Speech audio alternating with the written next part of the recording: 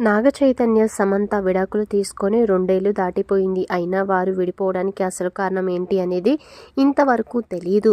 సమంత నాగ చైతన్య ఎందుకు విడిపోయారు అనే సస్పెన్స్గానే ఉండిపోయింది. సమంత పెళ్ళయ్యాక కూడా బోల్డ్ సన్నివేశాలు నటించడం ఇష్టం లేని నాగ చైతన్య విడాకులు ఇచ్చారనే టాక్ ఒక వర్గం నుంచి వినిపిస్తుంది. అలాగే తన పర్సనల్ స్టైలిష్ ప్రీతంతో ప్రేమలో ఉండటం కూడా విడాకులకు కారణమనే ప్రచారం సాగింది. అయితే ఆమె దానిపై లీగల్ యాక్షన్ కూడా తీసుకున్నారు. అయితే విడాకులకు కారణం మాత్రం బయటకు రాలేదు. అయితే సమంత విడాకుల నిర్ణయం వెనుక ఒక అమ్మాయి ఉందనే సందేహాలు తాజాగా మొదలయ్యాయి.